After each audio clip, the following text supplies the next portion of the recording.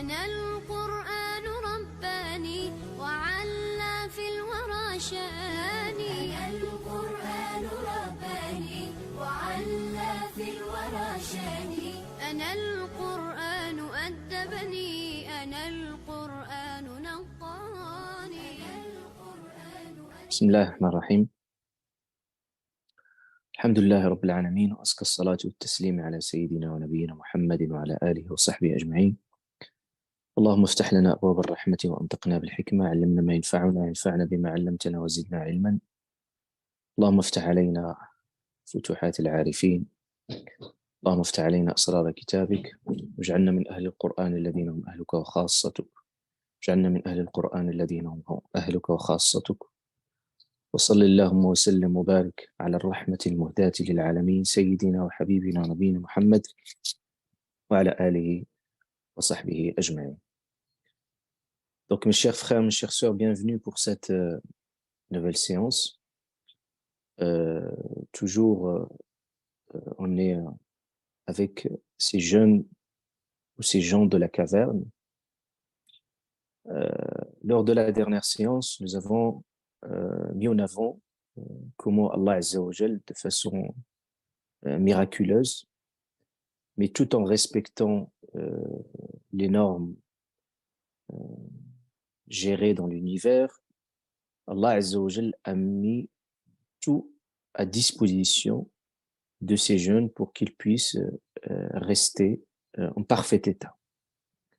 Donc, imaginez-vous des gens qui vont rester plus de 300 ans et ils vont se sont réveillés de façon naturelle, comme nous allons découvrir aujourd'hui, sans qu'ils se rendent compte même eux-mêmes. Et on va voir également, découvrir la surprise de ces jeunes de la caverne. Presque rien qui a changé. Donc, ils n'ont pas découvert un changement radical au niveau de leur corps, de leur physionomie. Ils sont restés intacts. Et tout cela alors que Allah Azza wa Jal, subhanahu wa ta'ala, a mis tout pour que ces jeunes restent dans cet état. Et puis, ils vont être par la suite un miracle et une preuve tangible de la puissance d'Allah subhanahu wa ta'ala. Comme Allah Azza wa Jal se manifeste à travers, il nous parle et à travers ces signes, parce que ces signes, ils parlent. Et cette histoire est restée, restera jusqu'à la fin du temps, une histoire qui va être source d'enseignement jusqu'à la fin du temps. Donc cette histoire, comme on l'a dit, on l'a répété à plusieurs reprises, c'est une histoire qui est très connue dans toutes les autres traditions religieuses. D'ailleurs, dans les autres traditions, on parle des 7 dormants. Et le Coran nous donne une version qui est un peu différente, mais une version sur l'histoire de ces jeunes. Et bien entendu, cette histoire toujours dans un objectif éducatif, spirituel bien précis. Nous avons déjà situé la descente de cette histoire à un moment bien précis de la révélation, et qui restera jusqu'au notre temps. Il nous parle et il va parler encore aux générations qui vont venir par la suite. Pour dire que le Coran al-Karim, ça, ce qui fait sa spécificité, ça reste une source inépuisable d'enseignement, et que chaque génération va se ressourcer dans le Coran. Le Coran ne finit jamais de donner, finit jamais d'être généreux. Généreux, ce qui fait sa spécificité. Plus on médite, plus on prend le temps de méditer sa parole, plus on va découvrir les mystères et les perles de la parole d'Allah subhanahu wa ta'ala.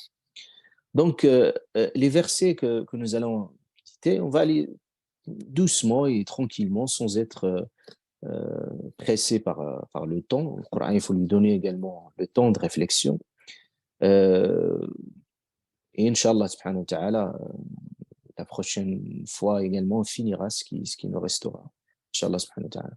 On n'a pas le temps malheureusement, parce que le temps est limité pour avoir vos questions, mais n'hésitez pas également dans les groupes à mettre vos questions et peut-être on aura l'occasion à la fin même de cette première histoire de Surat Al-Kahf de faire un petit résumé et une petite synthèse et puis en même temps vous laisser le temps de poser vos questions, Inch'Allah subhanahu wa ta'ala.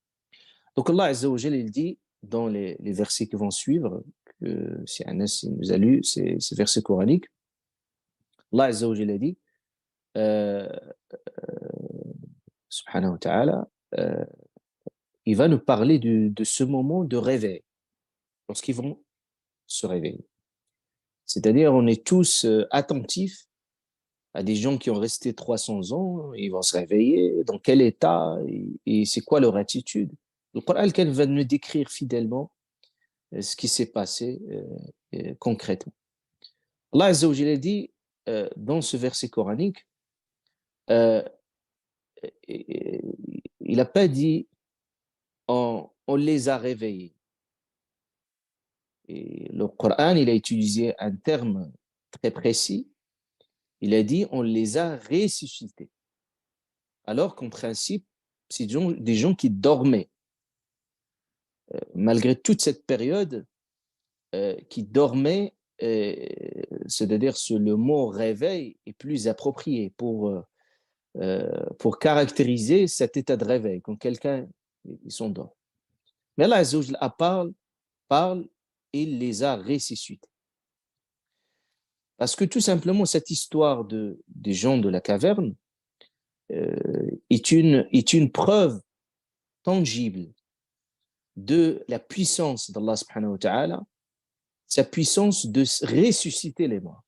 Donc dans le Coran al-Karim, vous trouvez dans plein de passages coraniques et dans plein de sourates, Allah Azza wa Jal met en avant sa puissance de ressusciter les morts. Il nous donne des exemples. Vous vous souvenez quand on a parlé de Surat Qaf, à travers la nature, à travers aussi des exemples dans l'histoire, il va voir quelques exemples qui ressemblent un petit peu à cette histoire des gens de la caverne. Et il y avait toujours cette question de ressusciter les morts.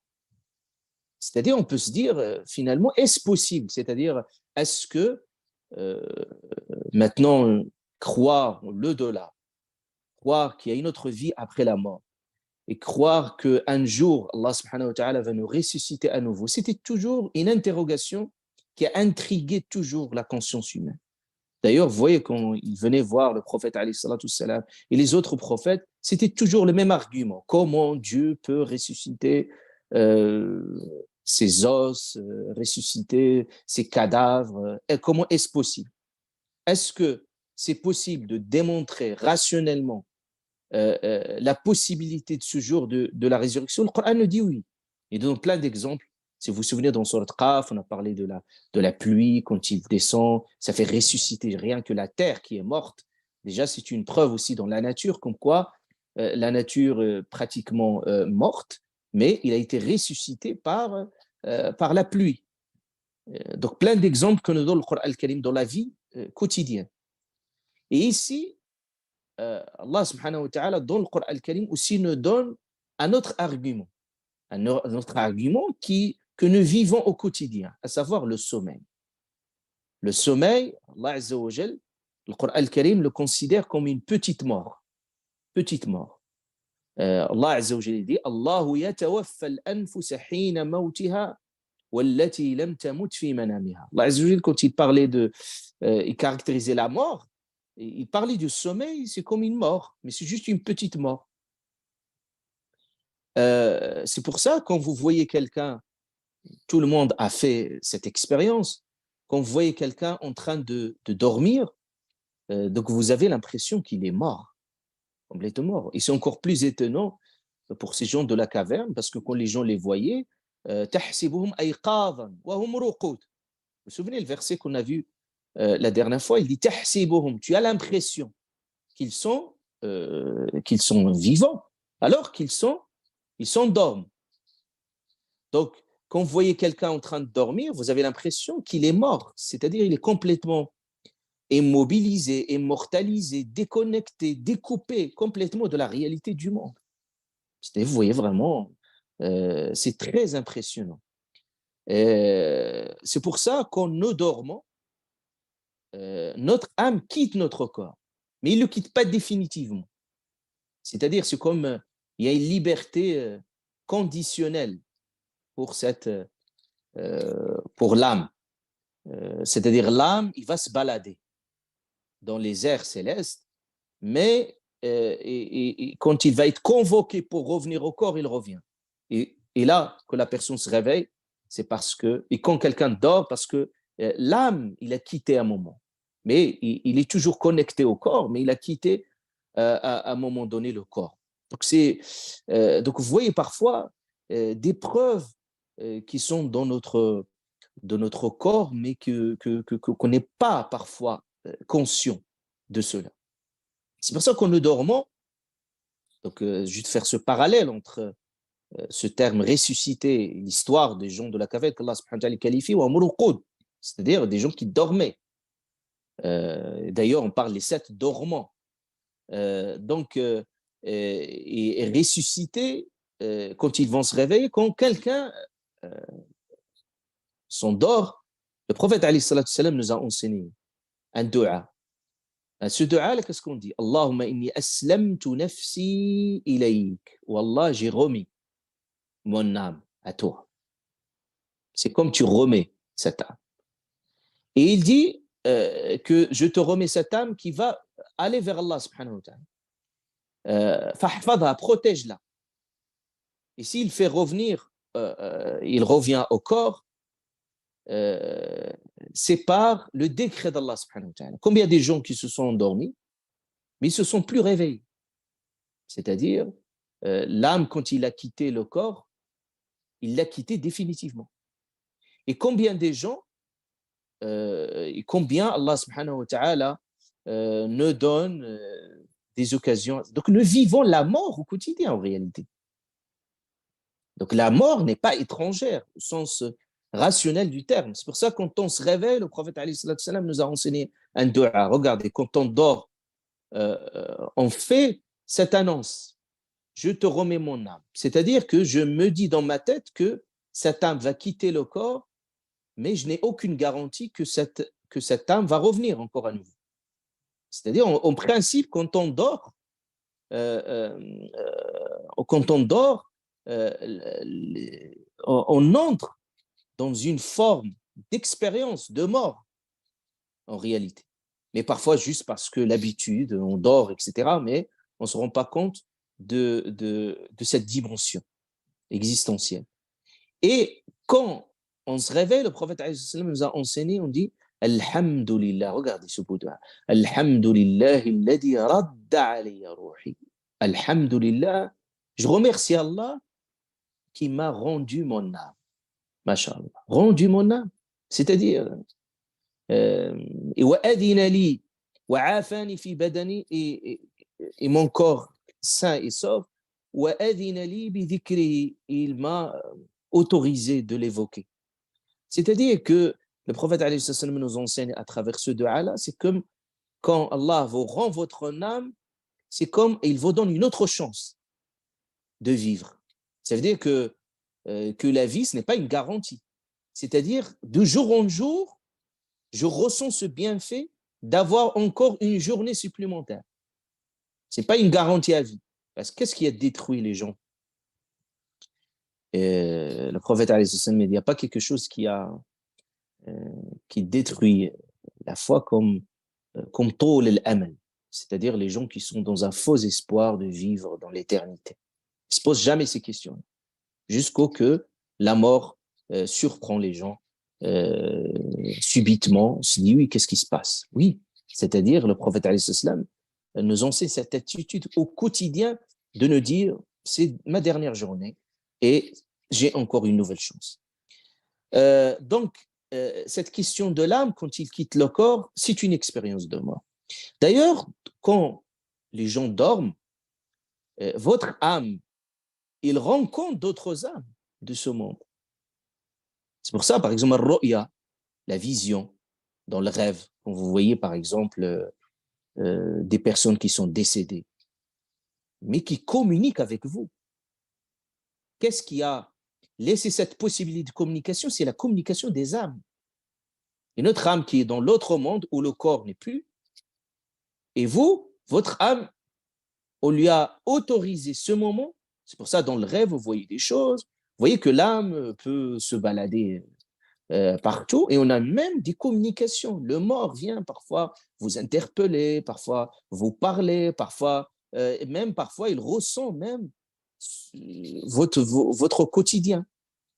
Même le prophète nous dit que ces âmes, ils se sont déjà connus avant dans le monde invisible, avant qu'on se connaisse dans ce monde réel, présent. Il y avait déjà une autre étape de connaissance ou d'entreconnaissance de ces âmes. C'est pour ça que vous voyez par exemple des personnes qui ne se sont jamais vues, juste pour la première fois, et puis vous voyez la connexion, ils se sont très à l'aise l'un pour l'autre. C'est pour ça qu'on dit l'âme sœur, au sens ici qu'il y a des âmes aussi qui et d'autres personnes que vous, dès que vous voyez, vous sentez une forme de répulsion, donc il n'y a plus de connexion entre vous. Le prophète Hassan nous explique tout cela, il nous donne une explication spirituelle à cela. Il dit Al-arwahu junudun mujannad. C'est-à-dire, il nous donne les âmes, c'est comme des armées. C'est-à-dire que ceux qui se sont connus dans l'autre monde, quand ils se connaissent dans ce monde-là, ça se fait très, très facilement. C'est comme ils se disent, ça fait longtemps qu'on se connaît, mais en réalité, ils se sont déjà connus dans l'autre monde. Ou l'autre personne qui ne se connaissent pas, c'est parce qu'il n'y avait pas cette possibilité de se connaître. Donc, on va voir l'expérience de ces jeunes quand ils vont se réveiller. C'est très étonnant et impressionnant. Souvent, tout le monde a fait cette expérience. Quand on se réveille d'un profond sommeil, d'ailleurs, quand vous dormez, par exemple, combien de fois vous êtes dormi juste, je ne sais pas, 5 minutes ou 3 minutes même, et vous avez l'impression que vous avez dormi des heures et des heures. Et combien de fois vous êtes beaucoup dormi, vous avez l'impression que vous avez dormi très peu. Donc vous voyez, cette expérience, il est subjectif. Mais ce qui fait la spécificité du sommeil, c'est quand on se réveille, c'est l'impression de tout le monde. Quand vous vous réveillez, parce que la preuve, c'est que quand vous dormez, vous quittez ce monde complètement. Donc, vous avez besoin de retrouver vos repères quand vous allez rejoindre ce monde. La preuve, c'est que quand on se réveille, on est un peu déboussolé, perdu.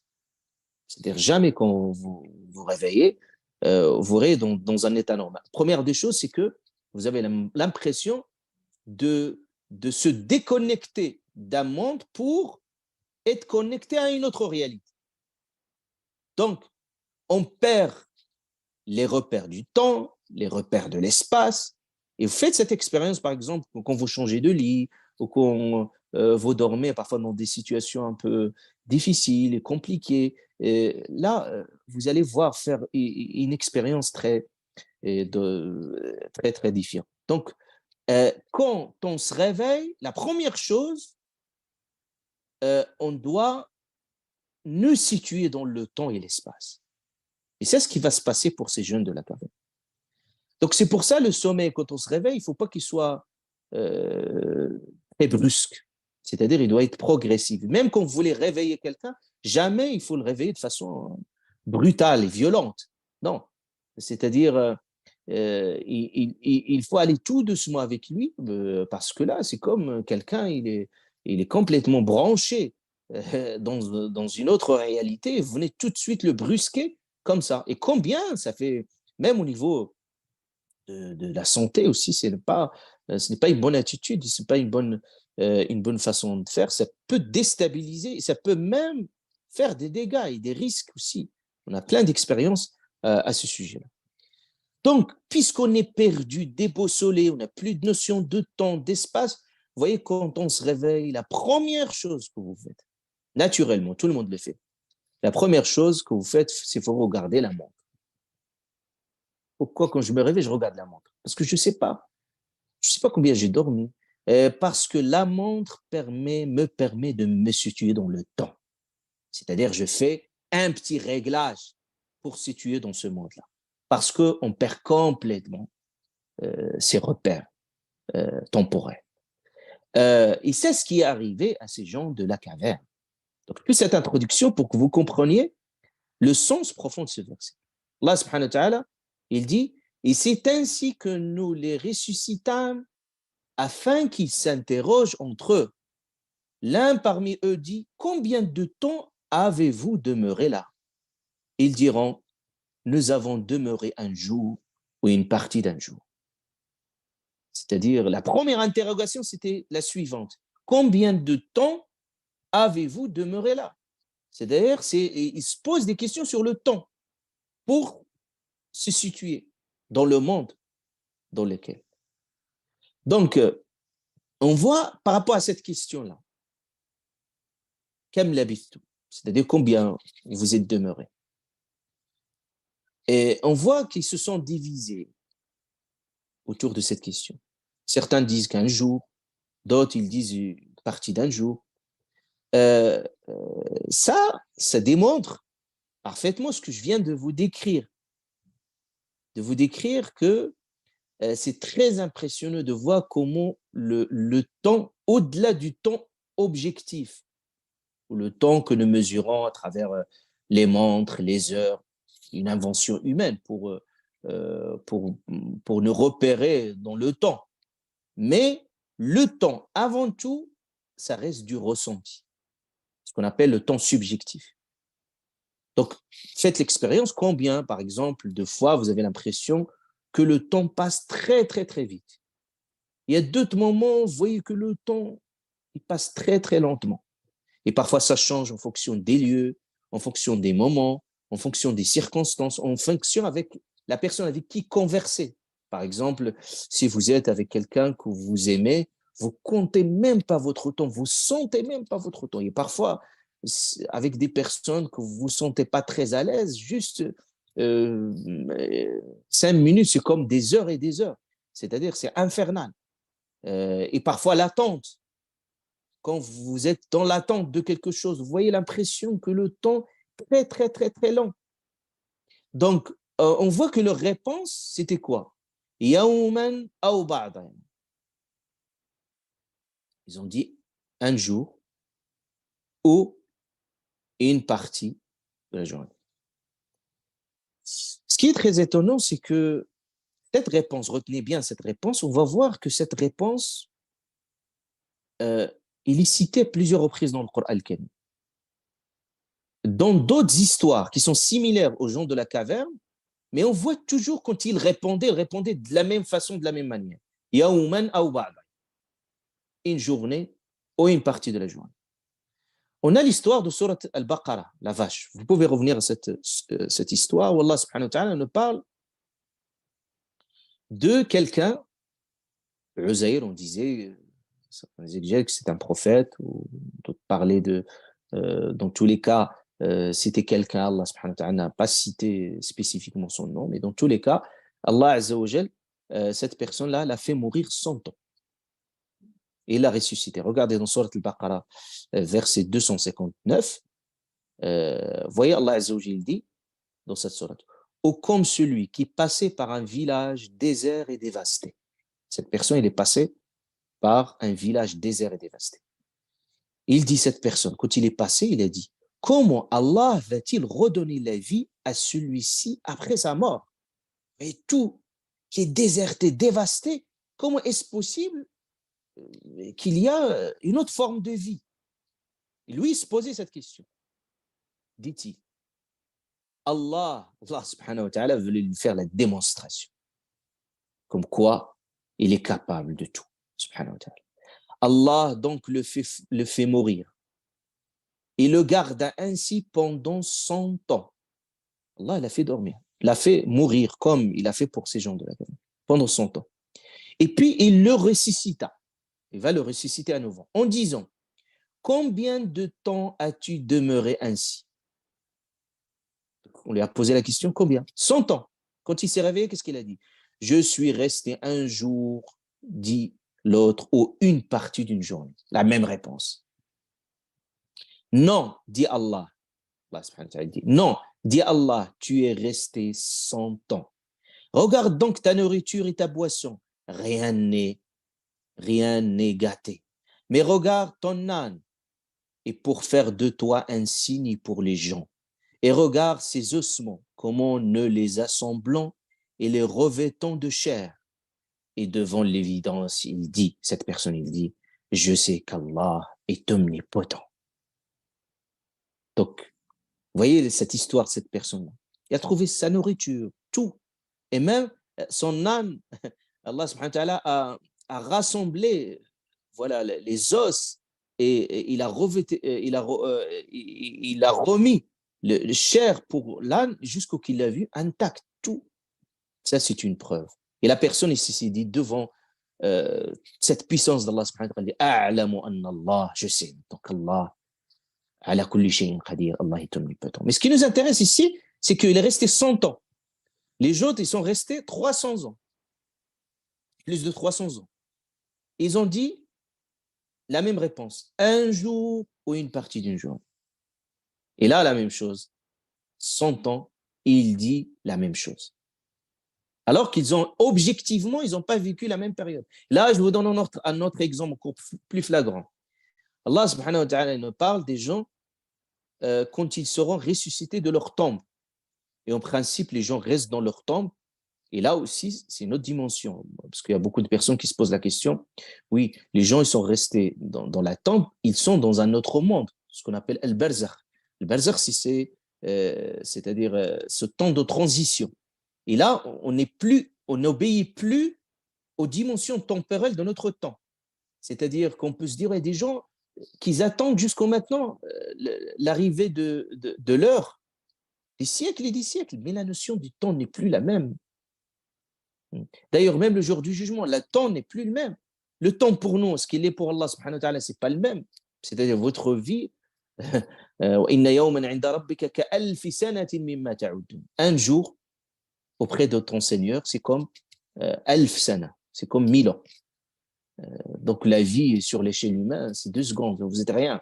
Et puis, تعرج الملائكة والروح إليه في يوم كان مقداره 50,000, c'est 50 000 ans également. Il y a d'autres calculs que le Coran nous donne pour nous dire aussi la notion du temps, parce que le temps, il est lié à l'espace, tout le monde le sait. Vous connaissez la théorie connue d'Einstein, qui a révolutionné toutes les sciences. C'est justement cette question de lier le temps à l'espace. C'est-à-dire même une horloge, quand vous changez d'espace, vous voyez que ça change complètement. Le temps, même le calcul, même on est allé dans c'est-à-dire des montres magnétiques qui ont des calculs. Maintenant, aujourd'hui, on a des montres qui sont très sophistiquées au niveau des calculs plus minutieux. Je ne peux même pas vous parler des des nano-millisecondes. Et on voyait que rien qu'un changement d'espace, quand une montre va faire tout le voyage, par exemple, c'est-à-dire un voyage, le tour de la Terre, et on voyait qu'il y a des différences très, très, très minimes du temps quand on change d'espace. Donc ça, et vous le ressentez pour vous-même, quand vous changez d'endroit, d'espace, vous voyez que le temps n'est plus le même. Donc, ces gens-là qui sont restés dans leur tombe des siècles et des siècles, on ne compte même pas le temps. On leur dit, regarde, dans Sourate les croyants, le verset 112, Allah subhanahu wa ta'ala dit, il dira, combien d'années êtes-vous restés sur terre? Oui, combien vous êtes restés sur terre? Tout ce temps qu'ils sont restés sur terre, ils diront, nous y avons demeuré un jour ou une partie d'un jour. Interroge donc ceux qui comptent. Il dira, vous n'y avez demeuré que peu de temps si seulement vous saviez. Donc la même réponse. Donc on voit, quelle que soit la durée objective passée, la réponse toujours la même. C'est-à-dire, on est toujours dans l'incertitude. Un jour, en partie du jour. Donc, Allah Azza wa Jalla, ici, il dit, yawman aw ba'da yawm. Ici, on voit que certains, pourquoi Allah subhanahu wa ta'ala cite c'est parce qu'il y avait deux positions. Certains, ils ont dit une journée. D'autres, ils ont dit non, ce n'est pas une journée, juste une partie de journée. Les ulama, les exégètes, ils veulent comprendre pourquoi il y a ces différentes deux positions entre une journée, une demi-journée ou une partie de la journée.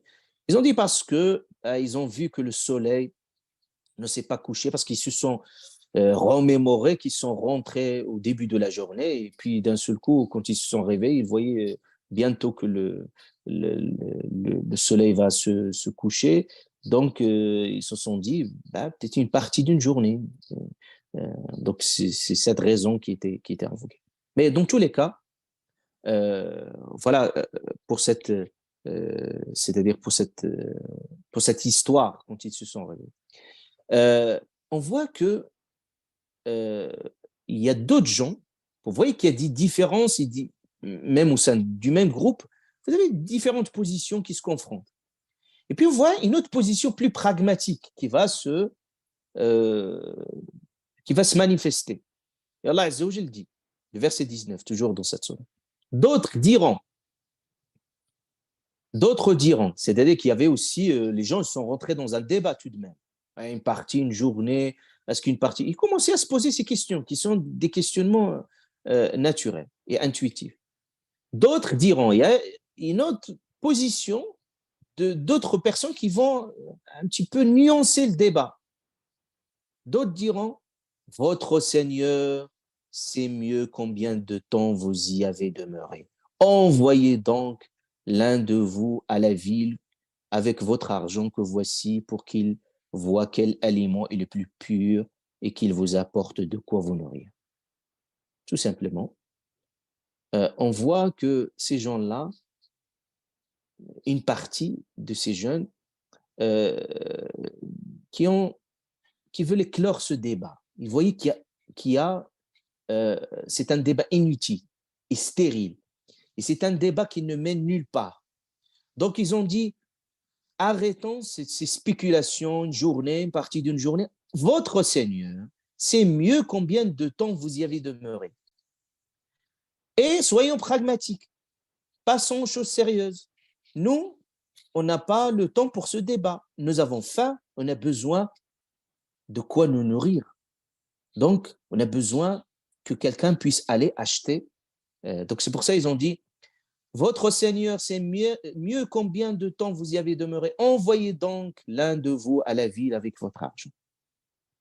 C'est une façon, c'est une grande leçon aussi, ça nous apprend le Coran al-Karim, c'est une façon aussi d'avoir parfois cette attitude de clore les débats.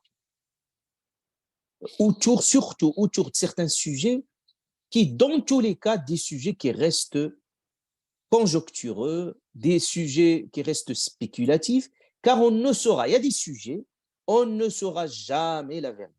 Et personne ne pourrait affirmer ou infirmer une telle vérité. Parce que ça reste du spéculatif. Donc, dans ce genre des situations, il faut savoir clore le débat avec beaucoup de délicatesse et tact, comme ils le font ici. C'est pour ça, renvoyer tout, avoir une attitude d'humilité et de ne pas perdre son temps, parfois au détriment des choses qui sont essentielles.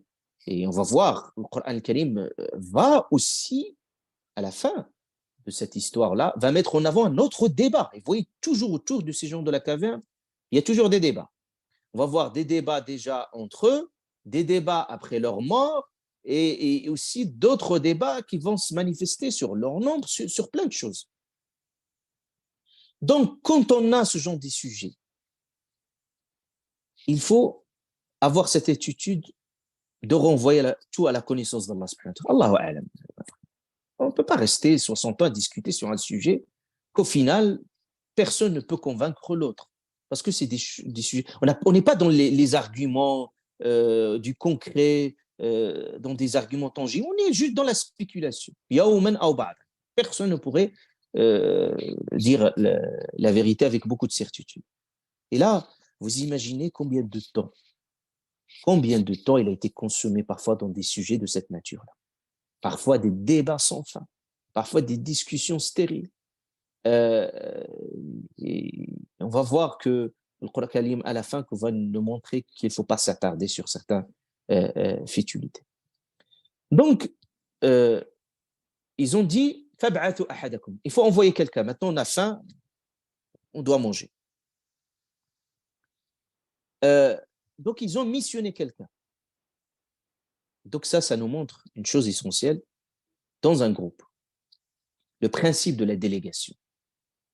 Déléguer certaines missions, c'est-à-dire le travail collégial dans un groupe, nécessite une entraide, une synergie, une collaboration de tous pour l'intérêt du groupe au final. Donc on voit comment leur solidarité s'exprime. C'est-à-dire, est-ce que quelqu'un pourrait s'occuper de cette mission? Donc, ils ont besoin de manger. Mais quand ils vont déléguer quelqu'un, donc ils vont l'envoyer à la ville, bien entendu. Ils ont besoin d'argent, bien entendu. Ils vont chercher, bien entendu, une nourriture. Et on voit que quand ils ont envoyé quelqu'un, ils ont délégué quelqu'un, par rapport à la nourriture, ils étaient exigeants. Ils ne se sont pas dit, bah écoutez, on a faim, on doit manger. Ils ne se posent même pas de questions. Vous voyez, même dans des cas extrêmes, c'est vraiment qu'ils ont, c'est 300 ans tout de même. Ils ont faim. Ils veulent manger quelque chose. Même dans cette situation-là, c'est des gens qui sont responsables. Donc, ils étaient exigeants au niveau de leur alimentation. Ils ont dit, c'est-à-dire, ils ont donné l'argent. Et regardez, ils l'ont laissé la possibilité, ils ont laissé, quand vous déléguez quelqu'un, vous n'allez pas toujours être derrière lui. Pour vous lui dites, vous lui donnez juste des consignes générales, mais vous le laissez à lui de choisir. Donc le groupe décide, bah, on veut tel critère, donc ils vont lui donner quelques critères, mais ils l'ont laissé le choix. Au final, ils ont dit, et lui, c'est à lui que lui incombe la responsabilité de faire le choix le plus minutieux par rapport à la nourriture qu'ils exigeaient. Et qu'est-ce qu'ils ont exigé dans cette nourriture? Ils ont parlé de l'expression coranique azka, la pureté, pure, une nourriture pure. Al-ulama, ils se sont dit, qu'est-ce que ça signifie azka ta'am? Est-ce que c'est au niveau de la qualité de la nourriture? On voit que toutes ces explications sont complémentaires. Et dans tous les cas, l'exigence était d'avoir une alimentation saine, azka. Ça fait référence à quelque chose de pur, c'est-à-dire saine, et quelque chose également dans le sens de licite. Ce n'est pas quelque chose qui est interdit. Donc, c'est une grande leçon pour les choix alimentaires. Surtout à notre époque, aujourd'hui, la question de l'alimentation est vitale et fondamentale. Au-delà de l'aspect d'une nourriture de qualité biologique, surtout qui n'est pas nocive pour la santé, c'est un choix vital et essentiel parce qu'on ne peut pas risquer notre santé de nourrir n'importe comment, parce que ce corps-là, on a une responsabilité, aussi la responsabilité de bien le nourrir. Et ça exige quand même avoir une alimentation, je veux dire une alimentation qui soit saine sur le plan biologique, parce que Allah subhanahu wa ta'ala, il dit Allah ta'ala, quand il nous invite à manger, toujours il existe tayyibat, la bonté, ce qui est bon. Donc ça veut dire que même au niveau de l'alimentation, au-delà de l'exigence morale, l'exigence éthique, spirituelle, il y a une autre exigence également au niveau de la qualité de l'alimentation. Et l'autre exigence qui est morale, c'est qu'il soit cette nourriture qui soit licite. On ne peut pas se dire qu'on ne se soucie pas de la nourriture, la nourriture halal par exemple, qui est licite. Non, c'est pas quelque chose qui est à la marge. C'est quelque chose de vital et essentiel. C'est un rituel fondamental qui fait partie intégrante de la foi. Le Coran Karim a beaucoup insisté sur cette question. Il a mis même une question inhérente à la structuration de la foi d'une personne. C'est pour ça qu'Allah subhanahu wa ta'ala a exigé. Et tout ce qu'Allah subhanahu wa ta'ala a exigé pour nous, il est très bon pour nous au niveau de notre propre santé.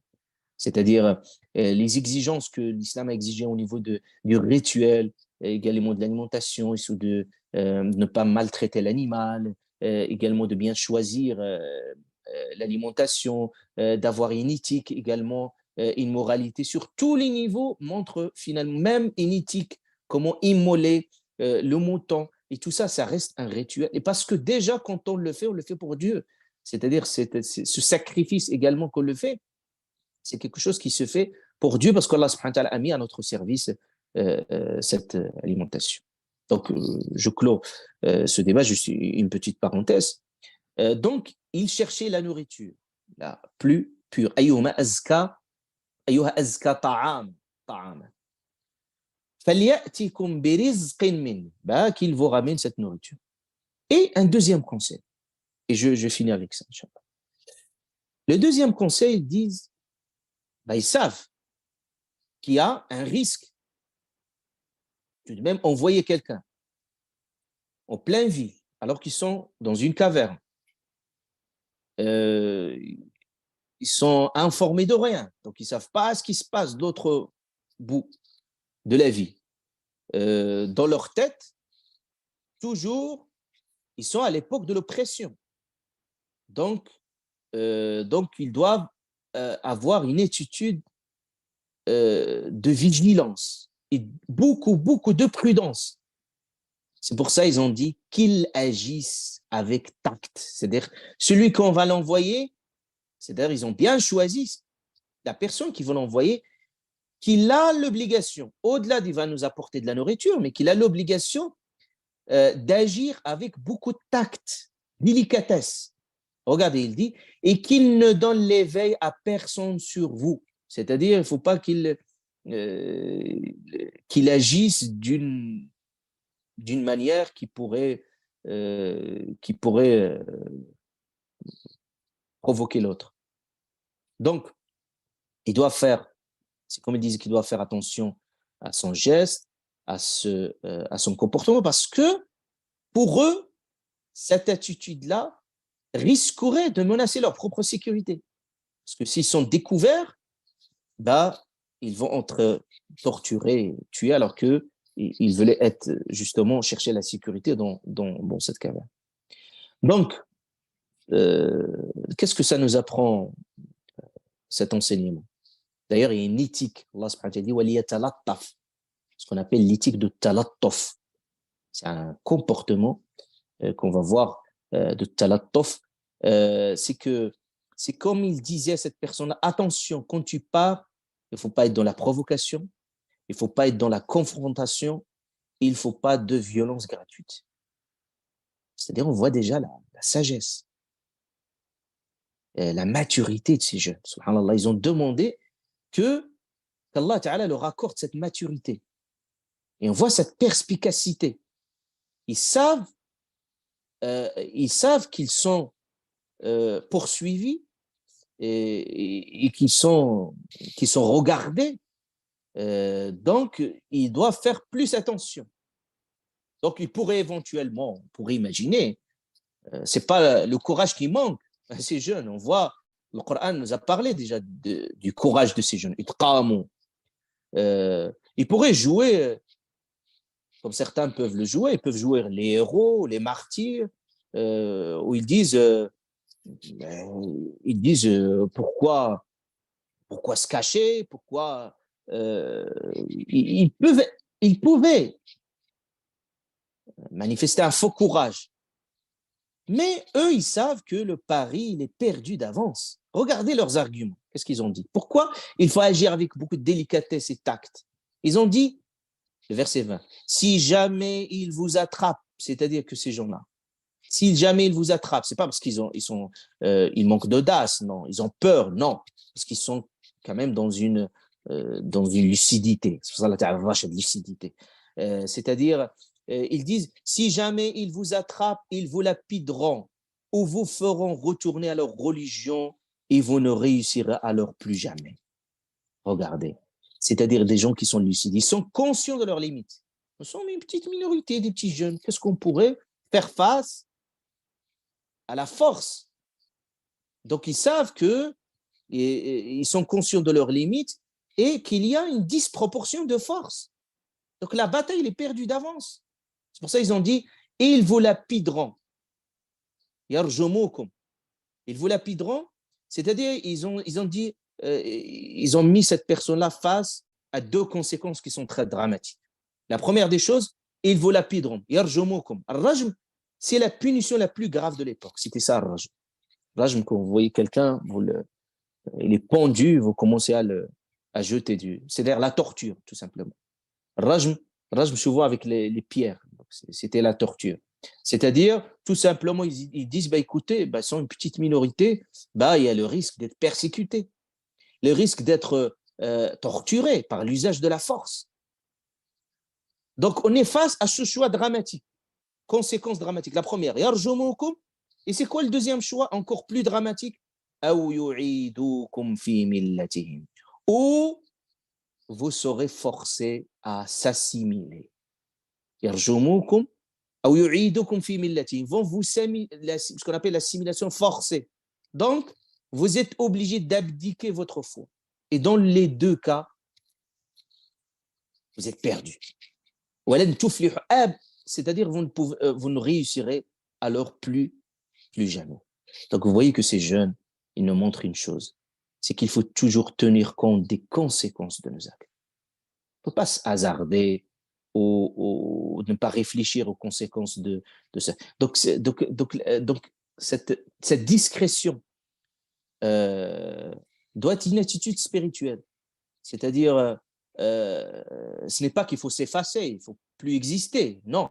Ça veut dire qu'il ne faut pas également être dans une attitude trop pour certains, décomplexée au point de ne prêter attention à rien et puis s'exhibitionner, ce qu'on appelle un exhibitionnisme religieux qui parfois dépasse les limites raisonnables. Donc il faut aussi être très attentif également à son environnement et adapter ses choix et être dans une attitude de ce que le Coran al-Karim appelle at-talattuf. C'est quoi at-talattuf? Talattuf, cette attitude, ils ont dit, regardez,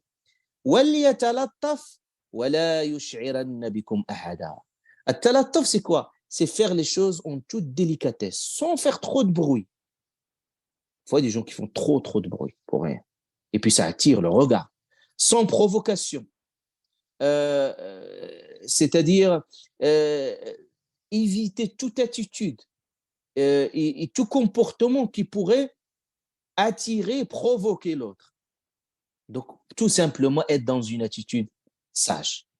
Et regardez, l'expression coranique, il est très forte. Je finis avec ça parce que le Maghreb approche. Il dit وَلَا يُشْعِرَنَّ بِكُمْ أَحَدًا.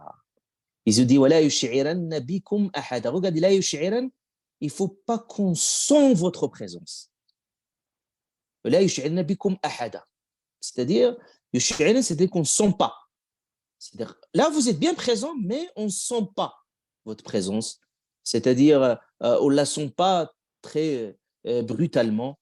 Et ça, ce qu'on voit, ces jeunes, bien entendu, qui nous montrent et que le Coran al-Karim nous apprend également de leur attitude. Inch'Allah, la prochaine fois, on verra, là, quand ils vont partir, ils vont aller au marché acheter, qu'est-ce qui va se passer? Parce que là, des choses quand même impressionnantes. Quand ils arrivent à la ville, on découvre autre chose, que tout a changé, etc. On verra, Inch'Allah, la suite, Inch'Allah, pour la prochaine fois. Donc, la prochaine fois, ça va être, Inch'Allah, la dernière séance. Dernière séance juste par rapport à cette histoire, durant le mois de Ramadan, cette histoire des gens de la caverne. Et puis, Inch'Allah, après Ramadan, on verra les autres histoires. C'est encore impressionnant et important, Inch'Allah, à méditer. Donc, le temps, le Maghrib arrive. Subhanakallahumma bihamdik.